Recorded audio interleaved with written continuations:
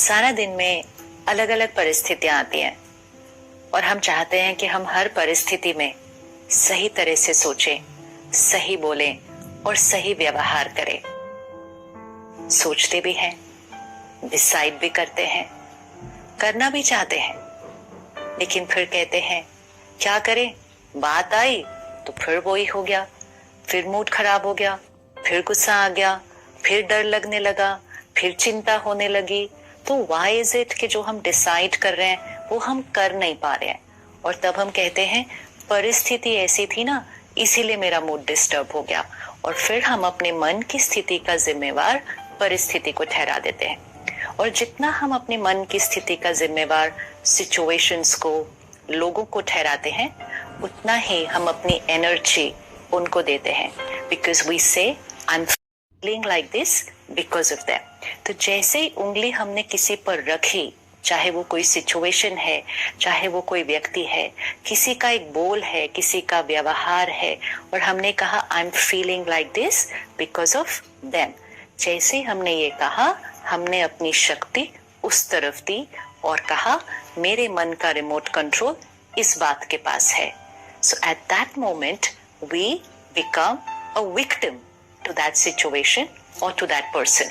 हम उनके गुलाम, क्योंकि उन्होंने हमारी मन की स्थिति के ऊपर हावी कर लिया है, which is not the truth.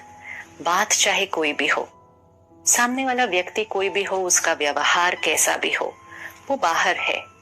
किसी भी बात को अपने सामने अभी लेकर आए, आज ही हुई हो, पिछले हफ्ते में हुई हो, just bring that scene on the screen of your mind. क्या हुआ था, उन्होंने कैसा व्यवहार किया था, और उस क्षण मैंने कैसा फील किया, बोला एंड बिहेव किया।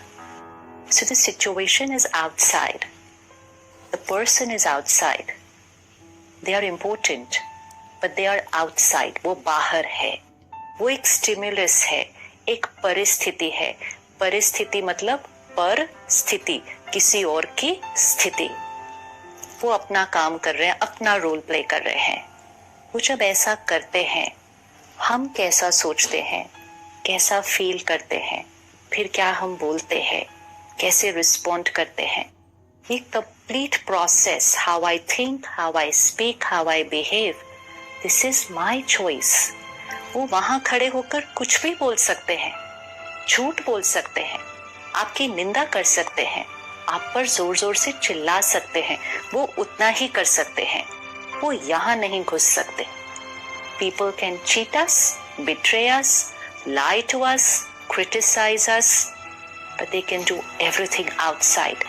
But they cannot enter here. वो यहाँ नहीं घुस सकते हैं। तो हम ये कह सकते हैं उन्होंने मुझे धोखा दिया, उन्होंने मुझसे झूठ बोला, उन्होंने मुझे डांटा, उन्होंने मुझे एक्सप्लॉइट किया, उन्होंने मुझे फाइनेंशियली एक्सप्लॉइट किया, किसी ने मुझे फिजिकली भी मारा, किसी ने हो सकता है मुझे फिजिकली भी अब्यूज किया, लेकिन इमोशनली मुझे कोई कुछ नहीं कर सकता। यहाँ नहीं घुस सकता कोई। The emotional abuse, which means the negative thoughts we create, whether it's anxiety, fear, pain, जो भी यहाँ अंदर होता है, this is our creation. ये मेरी रचना है, and I need to take responsibility.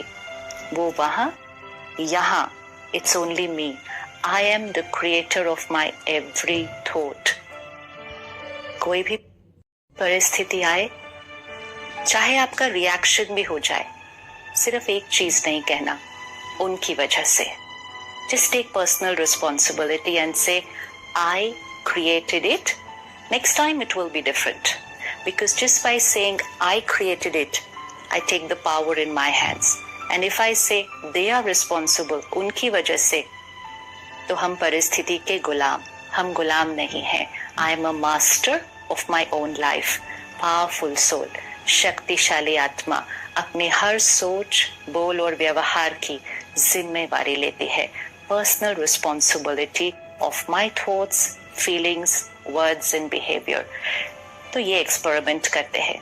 सारा दिन में कोई भी बात आए, एंड कोई भी मतलब कोई भी बात आए, एंड सामने वाला कैसा भी व्यवहार करे, कैसा भी और कुछ भी कहे, हम बहुत क्लियर होंगे कि यहाँ जो चलेगा it's my creation, I am the creator.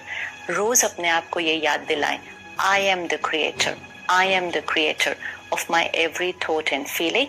And second line, I have a choice, मेरे पास चॉइस है कि कैसा सोचना है।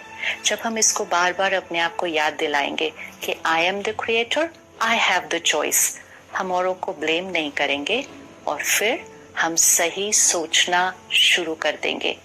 परिस्थिति सही है या नहीं, वी डोंट नो, लेकिन सही सोचना ये हमारी पावर, हमारी रिस्पॉन्सिबिलिटी है।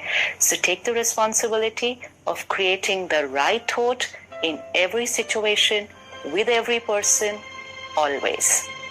Om Shanti.